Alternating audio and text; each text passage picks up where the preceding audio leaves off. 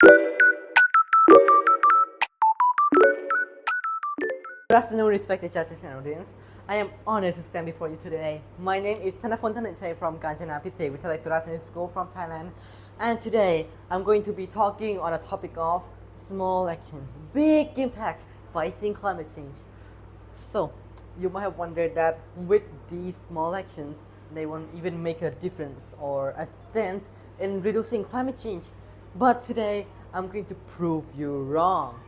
So, some of you might want to know what are climate change. So, climate change or global warming are the things that can damage the earth in a lot of ways, such as pollution.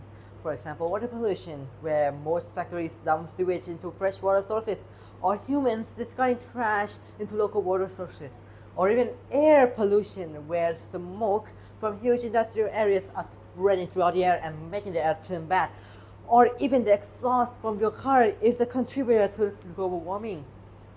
And all of this has a lot of side effects. For example, water pollution, which trash can get stuck or get eaten by sea creatures and they may die from that. Or even air pollution, where it causes temperature rising and make icy areas melted.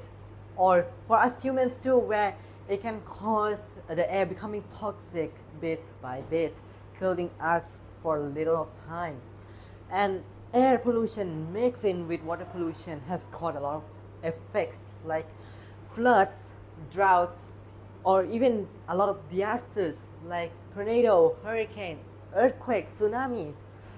And with all that being said right now, we should leave those aside and we should start thinking of what we can do or help to contribute on reducing climate change.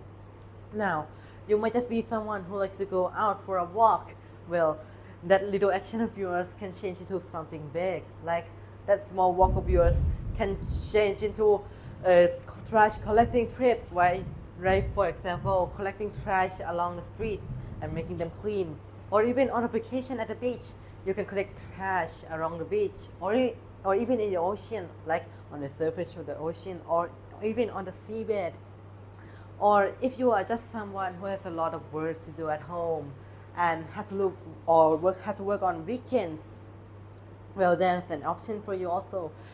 You can use donation, for example, donating to Team Seas, and Team Seas has its own ways like collecting trash in water sources in return for money. And by the end of 2024, Team Seas had collected more than 34 million trash, which is a lot. But if you are just someone who doesn't like to go out or is just an introvert, there is also an option for that. For example, you can send out a message on the internet or spread words around it. Like for example, on reducing climate change can help reduce drought or floods. And people may just see your post. But a lot of these options still have their own bad sides. For example, the first option, where other outside activities may cause exhaustion or fatigue, or just little to people to help you with your activities, or maybe just bored like that. Well, options two also have bad side to it. Like, for example, scammers can pretend to be someone nice and may set up a donation box for people to donate on reducing climate change.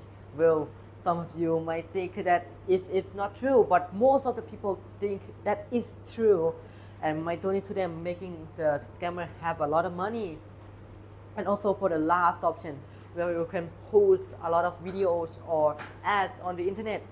Well, that it's also bad because in this generation, people only care about entertainment and not global warming, which is also really bad. So I have come to the conclusion that there is a lot of ways to reduce global warming, which is still good, but with all these options, they require money, materials, and a lot of human works, which is also bad.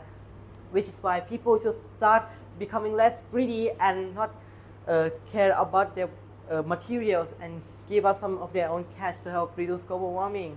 Thank you for listening to me.